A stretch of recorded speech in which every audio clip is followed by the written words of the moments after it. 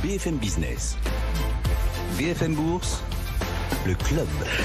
Voilà, nos deux invités du club en plateau. Estelle Ménard, directrice des investissements chez LCL. Bonsoir. Bonsoir. Merci d'être avec nous. Charles Monod est également en plateau, président de Monocle Asset Management. Bonsoir et merci également d'être avec nous. D'abord, un commentaire sur la décision de la Banque d'Angleterre. Estelle, on va commencer par le plus récent, c'était à la mi-journée. Hausse des taux de 75 points de base, c'était la 8e consécutive et surtout c'est la plus forte hausse depuis 33 ans. Oui. L'heure est grave ? L'heure est grave, non, je ne pense pas. On arrive à un niveau effectivement de taux directeur qui est le plus haut depuis 15 ans, donc ça c'est important aussi. Non, l'heure n'est pas grave, justement. Je pense que dans le discours qui a été mené, ou en tout cas par la Banque d'Angleterre ensuite, la nature a été plutôt de tempérer les ardeurs sur les attentes des hausses futures. Clairement, la Banque centrale anglaise montre qu'on est dans un environnement où on est déjà en récession. C'est le cas, c'est le cas en Angleterre. Une récession qui sera très certainement longue, c'est ce qui est dit. Une récession qui a déjà commencé au 3e trimestre, qui va continuer très certainement jusqu'à mi-2024. Donc il y a lieu aujourd'hui, après ces 75 points de base, et c'est ce qu'ils ont dit. On va peut-être augmenter les taux, mais on va peut-être également calmer un peu nos ardeurs. Et c'est vrai que si on regarde ce que disait aussi la Banque centrale européenne, Banque centrale anglaise, pardon, on est confronté à une récession longue et douloureuse. Donc récession longue et douloureuse, ça veut quand même dire qu'elle est en place déjà, et on est dans un environnement où il y a un manque de visibilité, notamment au niveau gouvernemental. On est dans un environnement où on voit bien que mi-novembre, puisqu'on attend ce qui va se passer le 17 novembre, on va avoir des nouvelles sur les dépenses gouvernementales qui risquent d'être fortement baissées, des impôts qui peuvent être également augmentés. Donc on a quand même des décisions qui vont plutôt alimenter cet environnement récessionniste qu'autre chose. Donc oui, aujourd'hui, c'est vrai que là, la BOE a tempéré les attentes des marchés sur les futures hausses de taux, et c'est plutôt rassurant dans l'environnement actuel. Charles Monod, dans quelle mesure est-ce que l'épisode douloureux du mois dernier, on rappelle que la Banque d'Angleterre avait dû intervenir en catastrophe et jouer les pompiers après l'annonce du budget du précédent gouvernement, dans quelle mesure est-ce que ça a poussé en faveur d'un geste encore plus fort cette fois-ci, pour montrer qu'elle est toujours en contrôle? Alors franchement, j'en sais rien. Vous savez pas? Je pense que c'est très compliqué d'avoir un avis tranché sur tout ce que font les banques centrales, parce qu'elles font in fine, elles sont prises un peu entre deux feux, que ce soit la Banque d'Angleterre, la Fed ou la BCE. Elles ont un gros problème d'inflation, très important, puisqu'on est à des niveaux de 10, que ce soit un peu partout, si on arrondit, et qu'elles ont des mandats autour de 2. Et de l'autre côté, elles ont une situation de récession qui est déjà là. Donc elles sont un peu coincées entre les deux. Je ne pense pas qu'il y ait de solution simple. En Angleterre, il y a eu tout le problème politique particulier qui a compliqué la lecture. Et la réaction de la Banque d'Angleterre aujourd'hui, la réaction des marchés, c'est un peu la même chose qu'avec la Fed. C'est-à-dire qu'à la fois, ils disent on va réduire les hausses, mais en même temps, il ne faut pas que ça remonte. Faut pas que les gens anticipent qu'on va arrêter notre action aussitôt parce qu'on a des problèmes à l'inflation. Donc ils ont un discours qui est un peu double et malheureusement il n'y a pas de solution simple à ce problème. On a un gros problème d'inflation, vous dites, c'est un petit peu ce qu'a rappelé hier soir Jérôme Powell, le patron de la Réserve fédérale. Il a dit que le contrôle de l'inflation allait prendre du temps. Qu'est-ce que ça nous dit en termes de perspective, qu'on est loin de la fin du cycle des hausses de taux? Alors, surtout ces problèmes de cycle, je pense, ces questions de cycle et d'inflation, on a vu des gens extrêmement brillants se planter totalement, dont Powell d'ailleurs en 2020, ou des gens comme Krugman qui sont Nobel d'économie, qui sont des gens très brillants. Donc je pense qu'il n'y a pas de réponse simple, on ne sait pas exactement ce qui va se passer. Mais tout le problème justement, c'est la crédibilité des banques centrales. C'est-à-dire que Powell, il a expliqué, je re-regardais un interview de lui fin 2020, qu'il n'y avait absolument aucun problème d'inflation et qu'il fallait injecter à fond et qu'il était très content de l'état du marché immobilier, par exemple, fin 2020. Et maintenant, il est dans un marché. Donc, les faits lui ont donné tort. Et maintenant, il va commencer à avoir un problème de légitimité. C'est-à-dire qu'est-ce que les marchés vont l'écouter ou pas? Parce que tout à coup, tout le problème des banques centrales, c'est quand les gens commencent à plus vous écouter, à dire en fait, vous essayez de nous rassurer ou pas, on ne vous écoute pas. C'est le gros problème qu'on a eu en Europe en 2012, quand Draghi a réussi à rassurer tout le monde et à faire que les choses se calment. Est-ce que les banquiers centraux d'aujourd'hui réussiront à gagner suffisamment de crédibilité pour faire ça? C'est une vraie question en fait. Un commentaire peut-être, Estelle, également sur la décision de la Fed. Hier soir, les 75 points de base, évidemment, ils étaient largement attendus. Ce qui nous intéressait plus, c'était les commentaires de Jérôme Powell. Oui, effectivement. Qu'est-ce que vous en avez retenu ? Alors j'ai retenu effectivement des commentaires un peu partagés, dans la mesure où on a eu un discours de modération dans un premier temps, puis un discours un peu plus ferme ensuite. D'ailleurs, les marchés ne savaient plus sur quel pied danser. Il a parlé qu'il était effectivement prématuré de penser que l'on allait vers un ralentissement du resserrement monétaire. Donc c'est vrai qu'on a quand même on est face à un environnement où Powell a soufflé, à mon sens, a soufflé un peu le chaud et le froid. Il navigue à vue actuellement. Il continue de bien expliquer au marché que deux chiffres, en tout cas deux choses sont importantes, c'est le niveau de l'inflation et le marché de l'emploi. On va voir ce que donnera effectivement le marché de l'emploi demain, et qu'aujourd'hui on est dans un environnement où on craint quand même, malgré tout, cette surchauffe de l'économie et cette inflation. Donc vraiment Powell, finalement, entre la première annonce et son discours ensuite, a soufflé un peu le chaud et le froid. Néanmoins, on voit qu'ils ont envie de taper vite et fort, c'est ce qui a été fait, et surtout de regonfler les marges de manœuvre, parce que ce qui nous attend, ou ce qui les attend en tout cas, c'est une récession dans les mois qui viennent. Et là, il faut récupérer de la marge de manœuvre. Donc, mieux vaut taper aujourd'hui plus fort que pas assez. Et c'est clairement le discours que j'ai retenu de Jérôme Powell. Vous parlez du marché de l'emploi. Demain, on aura les chiffres du département, donc les chiffres officiels de l'administration américaine. On attend 200 000 créations d'emplois pour le mois d'octobre aux États-Unis. On a eu d'autres publications cette semaine. Il y avait les chiffres ADP qui étaient largement supérieurs aux attentes, et l'enquête JOLTS sur les positions vacantes dans les entreprises qui, elle aussi, était largement supérieure aux prévisions. Le problème avec le marché de l'emploi, j'ai envie de dire, c'est que ça va trop bien, en fait, pour la Fed. Oui. C'est vrai, le marché de l'emploi se tient très bien, et contrairement à ce qu'on pourrait imaginer, aujourd'hui on sait très bien que ce sont les mauvaises nouvelles qui seront des bonnes nouvelles. C'est un peu surréaliste quand même comme situation. C'est un peu surréaliste, mais c'est le cas, et c'est comme ça qu'aussi le marché réagit. On attend de mauvaises nouvelles sur le marché de l'emploi, on attend de mauvaises nouvelles sur l'environnement, la croissance économique, et c'est ce qui fait rebondir les marchés. C'est ce qu'attendent également, la Fed. Moi, ce que j'ai retenu des chiffres qui ont été donnés cette semaine, c'est que ces créations ne sont pas homogènes. Selon les secteurs d'activité, elles sont différentes.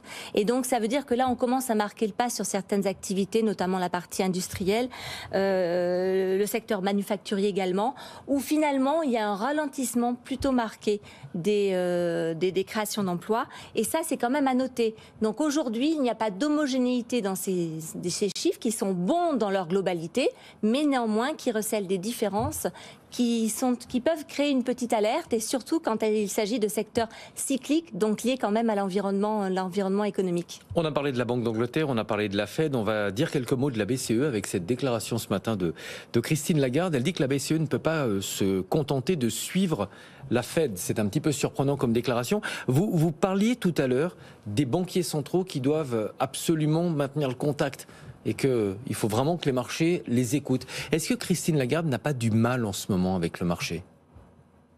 La semaine dernière, il y a eu une conférence de presse. On a immédiatement interprété les propos de Christine Lagarde comme le point pivot. Vous savez, on en parle beaucoup en ce moment. Et on a l'impression que depuis, il y a un flottement en termes de communication. Oui, je suis un peu d'accord avec vous, mais elle a du mal un peu depuis le début. En fait, sa première intervention dès le début, quand elle a été patronne de la BCE, ça a été assez mal interprété. Elle était revenue faire un communiqué après pour dire que c'était différent. Donc elle est moins à l'aise dans ce domaine-là. Et c'est vrai que le problème, c'est que le job de banquier central aujourd'hui, avec une inflation à 10 et un mandat à 2, c'est le job le plus dur qui soit en fait. Je pense que c'est banquier central, il y a 80% du temps, il n'a pas grand-chose à faire. Il y a 15% du temps, il se bat contre des récessions, mais dans les 10-15 années précédentes, c'était injecter beaucoup d'argent de plein de manières différentes et ça allait. Le job le plus dur, c'est comment vous luttez contre beaucoup d'inflation. C'est pas un hasard si Paul Volcker est vu par tout le monde prendre comme une espèce de référence historique que tout le monde cite tout le temps, parce que c'est le seul qui ait vraiment réussi à faire ça dans l'histoire. Donc il a vraiment marqué les gens pour ça. C'est vraiment le job le plus dur. C'est un peu ce que tout le monde essaye de faire en ce moment. Paul Volcker avait remonté les taux de manière extrêmement brutale. Alors, ils ont tous essayé, lui, il y est arrivé. Même avant lui, les précédents patrons de Fed ont essayé, ont beaucoup monté les taux aussi, mais eux, ils n'y sont pas arrivés. Donc lui, il a obtenu, il a gagné quand même quelque part. Ouais. Et donc aujourd'hui, ils essayent aussi, bien sûr, tout le monde essaye. Maintenant, est-ce qu'ils vont y arriver je ne sais pas, parce que c'est vrai que la différence qu'on avait, c'est que ce problème à double tranchant où ils n'ont pas de marge de manœuvre, quoi. Ils partent d'une situation de crise qui tombe sur des niveaux de taux très bas. Donc ils ne peuvent pas accompagner, ils doivent aller dans le sens inverse d'accompagner. Un mot sur le risque de récession. Hier, Jérôme Powell était un peu plus nuancé sur le fait que l'économie américaine faisait face à un risque de récession assez importante. Il a eu un discours plutôt positif. En Europe, c'est moins tranché. Je pense que maintenant, plus personne n'y croit et qu'on va droit vers une récession. Ah oui, elle est même déjà là. Je pense que les résultats du troisième trimestre sont déjà là. Si on regarde ce qui s'est passé sur les PMI qui ont été publiés la semaine dernière, je veux dire, les 9/10 des PMI sont en dessous des 50 en Europe. Ce qui n'est pas le cas de l'ISM qu'on a eu tout à l'heure, l'ISM des services. Qui est au plus bas depuis 2020, mais qui est toujours mais qui est quand même supérieur à 50, ouais. Et largement supérieur à 50. Donc alors bien sûr, ça, on a été un peu surpris parce qu'on est sur un ISM qui est à 54,4, c'est ça, contre 55, ce qui était anticipé, 56,7 le mois dernier. Néanmoins, 54,4, on est quand même très au-dessus des 50. Et on est sur le 29e mois consécutif de hausse. Donc on est quand même sur un environnement de croissance aux États-Unis, un environnement qui est quand même soutenu. On a un environnement économique qui est bien plus résilient aux États-Unis qu'il ne l'est en Europe. En Europe, je vous rappelle qu'on a quand même une activité économique qui est affectée par la crise de l'énergie. Ça, c'est très important. La confiance des ménages est en baisse. Et donc, c'est vrai qu'on est déjà en récession au Q3. Si on regarde les perspectives 2023, on est sur une croissance économique négative en Europe, on est sur une croissance économique positive. Je schématise, mais c'est du moins 0,5 plus 0,5 grosso modo, selon les acteurs, les économistes. Mais on est sur une croissance économique négative en Europe et positive aux États-Unis. Donc on est dans un environnement qui est quand même très différent. Et d'où la remarque de Christine Lagarde aussi, si je peux me permettre de rebondir là-dessus, oui. Qu'elle a eue. Parce qu'effectivement, on n'est pas dans un environnement de surchauffe en Europe comme ça a été le cas aux États-Unis. On est dans un environnement où l'inflation est monitorée par la crise énergétique. Or, la récession est déjà présente, ce qui n'est pas encore le cas aux États-Unis. D'où on met en œuvre les mêmes politiques, les mêmes outils politiques de resserrement de resserrement monétaire dans ces deux pays-là, mais on a à la base un profil de croissance économique et d'inflation qui est totalement différent. D'où cette réflexion aussi. Est-ce que les banques centrales ont raison, comme elles le disent, que la lutte contre l'inflation doit être l'absolue priorité, quitte à mettre donc l'économie en récession? Ça a été dit par pratiquement tous les banquiers centraux. Il y avait un économiste il n'y a pas longtemps qui disait que l'inflation, ça touche le pouvoir d'achat de vraiment l'ensemble de toute votre population, et en particulier les plus faibles.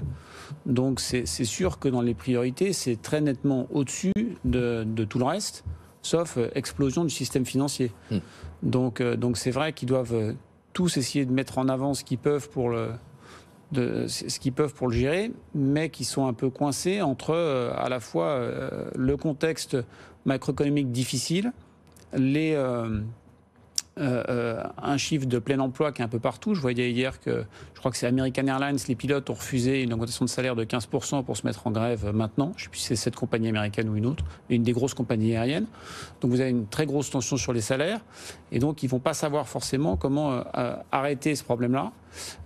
Et oui, il est totalement majeur et ils doivent absolument trouver un moyen de le régler, surtout que, comme on l'a vu en Angleterre récemment, le problème qui peut arriver, c'est que c'est la crédibilité en fait. Une banque centrale, tout notre système financier ne tient que sur la crédibilité des banques centrales. Si à un moment cette chose-là cette crédibilité commence à être mise en doute, on a des vrais risques devant nous.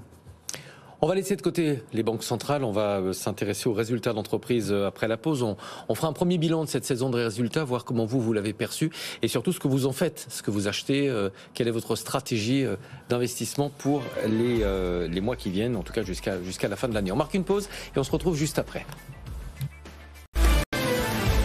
BFM Business, BFM Bourse, le club. La suite du club avec toujours nos deux invités en plateau, Estelle Ménard, directrice des investissements chez LCL, et Charles Monod, président de Monocle Asset Management. Globalement, cette saison des résultats, on a l'impression qu'une fois encore, on a plutôt surpris agréablement. Est-ce que je me trompe ? C'est-à-dire qu'on apprend, ce que le marché aujourd'hui appelle surprendre agréablement, c'est faire mieux que les attentes. Donc comme les attentes sont à chaque fois revues un peu à la baisse, finalement tout le monde réussit l'exercice. Donc je suis moins cette partie-là. Je trouve qu'on sent quand même beaucoup de... le business est beaucoup plus dur pour la plupart des secteurs et des sociétés. Il y en a quelques... En fait, il y a deux clans. Il y a ceux qui résistent et ceux qui font moins bien. Il n'y a pas tellement de gens qui ont sorti des résultats exceptionnels à la hausse. Donc on est dans un contexte un peu plus difficile. Et après, en termes de marché et de performance, on a eu des baisses majeures qu'on n'avait jamais vues jusque-là. Je regardais hier tous les mouvements, par exemple, en une journée de Facebook. On a eu cette année, alors que la société est beaucoup plus grosse que quand elle a démarré il y a 10 ans, on a eu cette année 2 baisses d'environ 25% en une séance qu'on n'avait jamais vues jusque-là en 10 années précédentes. Donc ça témoigne quand même d'une nervosité plus forte. Et je pense que ça va un peu se compliquer parce qu'on avait Robinhood qui publiait aujourd'hui. L'action monte, mais les résultats sont pas terribles. Et surtout, le point le plus important, c'est que le nombre d'utilisateurs de Robinhood baisse maintenant chaque trimestre. Il est monté de manière vertigineuse au moment du Covid. Donc il est beaucoup monté en mars 2020. On imagine aisément pourquoi. Hein. Les gens étaient à la maison, ils avaient le temps de faire du trading. Exactement, mais quand vous le suivez ça, et alors il y a une deuxième hausse très très forte, c'est fin 2020 et surtout début 2021, quand les chèques du gouvernement américain tombent chez les gens. Donc là, vous voyez une hausse très très forte de ces comptes retail, et donc tous ces gens arrivent et ils achètent toutes les valeurs les plus sexy du Nasdaq. Ils vont pas venir acheter du Unilever. Et donc vous avez les plus hauts du marché pour beaucoup de sociétés à ce moment-là. Et depuis, vous avez cette baisse qui a été très très très forte. Vous parliez de Peloton à l'instant, qui a une baisse, je crois que ça doit être plus de 90% de baisse. Et donc, ils se sont reportés sur d'autres actifs, mais ce jeu de bulles en construction, il est beaucoup plus facile à faire quand vous avez des nouveaux entrants qui rentrent tous les jours. Quand vous commencez à avoir de moins en moins de joueurs, c'est beaucoup plus, je pense que c'est beaucoup plus fragile. Et donc il y a un trou d'air possible dans ces marchés d'ici la fin de l'année. On va parler de la tech en détail dans un instant, mais d'abord, Estelle, votre sentiment au global sur cette saison des résultats? Alors au global, une saison des résultats qui, encore une fois, effectivement, est plutôt de bonne qualité. Je vous rappelle que ça fait juste 3 trimestres de suite qu'on attend le trimestre où on va avoir des résultats qui nous surprennent négativement. C'est vrai. Et c'est toujours pas le cas. C'est toujours pas le cas. Et en plus, si on regarde les sociétés, notamment les sociétés européennes, elles continuent à réviser à la hausse après ces résultats-là. Donc après avoir publié leurs chiffres, une révision à la hausse de leurs objectifs. Aujourd'hui, ce qu'on peut noter, si on regarde statistiquement, on a plus de 50% des sociétés européennes, je parle de l'Europe là maintenant, qui ont publié. On a plus de 70% des sociétés qui ont surpris à la hausse sur la vente, sur leur chiffre d'affaires, et plus de 50% sur leurs bénéfices. Donc vous voyez qu'effectivement, ça y est, on commence sur les bénéfices à voir que c'est pas aussi intéressant que sur les chiffres d'affaires. Pour quelle raison? Ça veut dire qu'on est peut-être arrivé au bout de ce qu'on pouvait faire en matière de pricing power? Exactement. Je pense, et on en discutait tout à l'heure, que les niveaux de marge des sociétés ont atteint des pics et qu'aujourd'hui, on est plutôt sur un retournement de ces niveaux de marge des sociétés. On a tiré l'élastique au maximum. On voit bien que cet élastique-là, on n'avait pas forcément énormément de croissance du chiffre d'affaires. Néanmoins, on a compensé quelquefois avec une hausse des prix. Et là, même le passage de la hausse des prix, c'est terminé. Je pense qu'on ne peut plus jouer là-dessus. Et quand le ralentissement du chiffre d'affaires va faire son effet, ça va être d'autant plus important sur la partie des bénéfices. Donc ça, c'est une crainte que l'on avait et qui peut peut-être qui se matérialise petit à petit, mais pas encore à la hauteur de ce que l'on pourrait espérer dans un environnement qui est celui que nous connaissons. En revanche, si on regarde ce qui se passe sur les secteurs, on voit quand même en Europe que la consommation, tout ce qui est luxe, ça tient très très bien. Le le reste de la consommation, c'est plus difficile. On voit quand même que la partie industrielle, là, justement, on a l'impact de l'inflation qui est important. Cet impact de l'inflation, il est important sur la génération de cash des sociétés, mais sur le déstockage également. Et on voit effectivement que, de façon générale, il y a de nombreux secteurs qui ont peu de volume finalement et qui, comme je vous le disais tout à l'heure, qui jouent notamment sur cette hausse des prix sur lesquels on peut encore jouer. Le dernier point, c'est les banques. Excusez-moi. Oui, le dernier point, c'est les banques. Et les banques, là, il y a plutôt de bons résultats sur le secteur bancaire. On va en discuter. Juste une autre question avant. Dans quelle mesure est-ce que les revendications salariales, on le voit, elles sont de plus en plus présentes, y compris dans le secteur privé, représentent une menace pour les résultats à venir des entreprises ? Est-ce que c'est un épiphénomène ou est-ce qu'il y a vraiment une pression pour revoir les salaires à la hausse qui vont forcément grignoter une partie des marges ? Bien entendu. Le partage de la valeur, inévitablement, le partage de la valeur a pendant très longtemps été en faveur des entreprises. Ce sera beaucoup moins le cas dans les semaines qui viennent. Néanmoins, alors c'est encore en Europe, on voit que c'est un sujet brûlant. Ça l'est moins aux États-Unis parce qu'ils sont un peu en avance de phase sur cette partie augmentation des salaires. Néanmoins, les derniers chiffres dont on parlait tout à l'heure de l'emploi sur l'emploi privé justement montrent que les demandes d'augmentation des salaires, les exigences des nouveaux arrivants dans une société tendent à se tasser aux États-Unis aujourd'hui. Alors voilà, on peut dire effectivement que les États-Unis sont en avance de phase là-dessus. Nous, on est au cœur de la situation en Europe. Oui, inévitablement, il y aura un partage de la valeur qui sera différent. Les secteurs, on va parler du secteur financier. On a dit pendant peut-être 2 ans, 3 ans, que l'environnement n'était pas favorable aux valeurs bancaires, parce qu'évidemment on était dans une configuration de taux négatifs et que les banques avaient besoin d'une remontée des taux. Aujourd'hui on y est, les taux remontent et pourtant, pour les banques c'est pas si simple. Pour quelle raison ? C'est-à-dire que cette politique... Pardon, excusez-moi, je précise ma question, pas si simple en termes de perspective. Oui, c'est-à-dire que le problème des taux zéro, c'est que ça a forcé tout le monde à chercher des actifs de plus, enfin des moyens de plus, à prendre de plus en plus de risques pour obtenir un rendement relativement décent. Et donc le moment donc ça, tant que tout va bien, il n'y a pas de problème. Le moment de payer on va voir si ça va bien ou pas, c'est maintenant en fait, c'est quand les taux remontent. Et donc tous les acteurs qui sont très leveragés, comment est-ce qu'ils vont se débrouiller pour pouvoir rouler leur dette ou pas, refinancer, et on sait que c'est à ces moments-là qu'il y aura des accidents. Donc certes, les banques vont gagner plus d'argent sur leur partie placement avec des taux plus élevés, mais quid de la partie risque renouvellement, où là on sait que c'est à ces moments-là ça devient un peu plus dur. Estelle, sur les banques, la remontée des taux. Je suis totalement d'accord avec ce qui vient d'être dit. Je pense qu'on est dans un environnement qui est, quand la courbe des taux est plus pentue, qui est favorable à l'exercice des banques, la transformation notamment. Effectivement, aujourd'hui, la problématique qui se pose, c'est quid de ce stock de crédit qui a été octroyé à des taux qui sont effectivement extrêmement bas. C'est-à-dire qu'elles ont donné beaucoup de crédits immobiliers à des taux très très bas et aujourd'hui elles vont avoir du mal. Il va falloir gérer ce stock de crédit à des taux très bas, oui. Autre secteur dont j'aimerais qu'on parle, c'est le secteur de la technologie. Charles en parlait un petit peu tout à l'heure. On a eu quand même quelques résultats fraîchement accueillis. Le mot est faible. On a eu Meta, Alphabet aussi avec la pub sur YouTube qui a déçu. On a Qualcomm aujourd'hui qui revoit ses perspectives à la baisse. Comment est-ce que vous avez perçu ces résultats dans la technologie ? Excusez-moi. Pardon. Alors les résultats dans la technologie de façon générale, décevants bien entendu. C'est d'ailleurs ce qui rend le tableau beaucoup plus mitigé aujourd'hui en termes de résultats. Je dirais que c'est quand même un peu ce qu'on attend là aussi depuis quelques temps.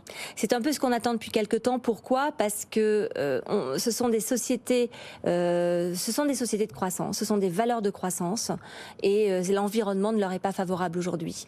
Mais on attendait peut-être un atterrissage en douceur, pas un crash. Un crash, après ça dépend des sociétés. Les gars, sur Meta, on en parlait tout à l'heure. On a des valeurs sur certaines. Vous savez que moi je parle de façon globale. Je peux pas aller sur les valeurs. Sur certaines, il y a eu un atterrissage plutôt en douceur. Sur d'autres, des crashs effectivement. Je pense qu'aujourd'hui, dans le secteur de la technologie, tout le monde n'a pas su gérer l'atterrissage, du moins l'environnement, le changement d'environnement. Et c'est la raison pour laquelle les résultats sont très différents selon les profils de valeurs. Néanmoins, la technologie, c'est un secteur de croissance, un secteur qui est durablement impacté par la hausse des taux, pas que sur la valorisation, sur tout ce qui est tout le corollaire, hein, à savoir les pouvoirs d'achat, des sociétés, des ménages, l'effet richesse des ménages, et cette utilisation-là, c'est la consommation qui peut être faite. Donc, selon les services, voilà, ça peut être avoir plus ou moins un impact. L'un et l'autre, quelle est votre stratégie aujourd'hui? Comment est-ce que vous abordez la fin de l'année sur les marchés? Moi, pour rebondir sur ce qui a été dit là, je pense qu'on est effectivement dans un marché où il faut être très sélectif. Ça a l'air d'être un peu une lapalissade, on le dit tout le temps, mais on voit vraiment des divergences énormes et en termes de valorisation et en termes de la façon dont le marché perçoit certaines actions. Pour donner juste 2 chiffres, l'activité classique de Facebook, aujourd'hui, elle fait 9 milliards de résultats opérationnels sur ce trimestre. L'action est valorisée après la baisse d'aujourd'hui en enlevant le cash que détient Facebook, 200 milliards. Et de l'autre côté, vous avez une boîte comme Amazon qui croît très peu et plus beaucoup aujourd'hui et qui doit gagner, je crois, 1 ou 2 milliards ce trimestre. Donc vous avez vraiment des façons de traiter les mêmes types de chiffres de manière très très différente. Donc je pense qu'il faut être très sélectif action par action. Il faut moins raisonner par secteur, parce qu'il y a vraiment des fonctionnements très différents d'un secteur à l'autre. Et après, on a rarement vu un univers aussi incertain. On a quand même une guerre en Europe qui a un impact énorme sur tout ce qui se passe et sur les conditions macro. On a une situation en Chine qui est quand même qui a été le principal driver de toute la croissance pendant 10-15 ans, dont on ne sait pas exactement ce qui va se passer dans les mois qui viennent. On a par exemple demain une délégation de chefs d'État de l'Allemagne avec les patrons de BASF, de Volkswagen, etc., qui vont là-bas. Et ils emmènent avec eux, donc BASF a plein d'actifs en Chine, Volkswagen a plein d'actifs en Chine, ils emmènent avec eux le patron, le fondateur de BioNTech, qui n'a rien en Chine. Mais pourquoi est-ce qu'ils l'emmènent? Parce qu'ils veulent dire à Xi Jinping, il faut que vous vacciniez tout le monde avec un vaccin qui fonctionne pour réouvrir et que les choses redeviennent un peu normales. Donc il y a des énormes impacts. Donc quand vous raisonnez en gestion, vous raisonnez en scénario et en ouvrant. Et en ce moment, vous avez des scénarios comme ça. Donc c'est extrêmement compliqué d'avoir une situation claire. Je pense qu'il ne faut pas prendre de grands paris et essayer de prendre des choses peut-être un peu décorrélées, si on le peut, de la partie pouvoir d'achat des ménages, donc qui sera impacté forcément dans les mois qui viennent. Estelle, votre stratégie? Alors, avant de revenir sur la stratégie, vous citiez tout à l'heure une société, une grande société dans la consommation. Clairement, c'est un des corollaires de cet environnement de hausse des taux. C'est le pouvoir d'achat des ménages qui baisse, donc des résultats de cette société-là qui sont orientés à la baisse. Je pense que c'est très important. Et en revenant sur la croissance également, la croissance chinoise, il faut voir que la croissance chinoise, elle va être très certainement durablement bien inférieure à ce qu'on avait prévu par le passé, justement parce qu'il y a cette politique zéro Covid et qu'on ne va pas en sortir très très rapidement. Donc ça, c'est un point important. Un mot pour votre stratégie. Alors notre stratégie, je finis là-dessus, la stratégie, favoriser les sociétés plutôt défensives, des sociétés de qualité aujourd'hui, favoriser encore l'investissement sur la partie États-Unis avec une croissance qui est beaucoup plus résiliente qu'en Europe. Si effectivement le marché revenait, puisque je pense que le marché est dans un trend qui est baissier et bénéficie de rebond de bear market, si toutefois on devait sortir de cet environnement baissier, c'est l'Europe qui en bénéficiera certainement le plus. Voilà. Et ce sera le mot de la fin. Merci beaucoup Estelle Ménard, directrice des investissements chez LCL. Merci à vous Charles Monod, président de Monocle Asset Management.